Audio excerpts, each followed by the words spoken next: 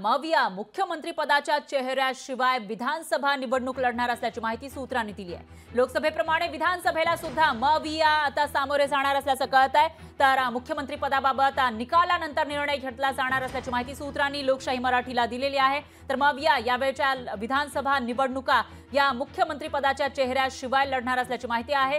लोकसभा निवडणूक इंडिया आघाडीने तशीच लढलेली होती।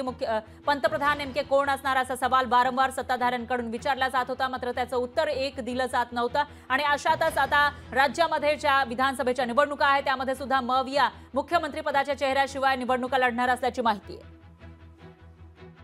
यामध्ये अंतर्गत पराकोटीची भांडणं आहेत।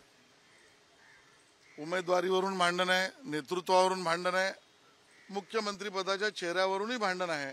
आणि त्यामुळे स्वतःचं भांडण लपवण्यासाठी आव आणण्याचा त्यांचा प्रयत्न आहे, त्याच्यापेक्षा दुसरं काही नाही।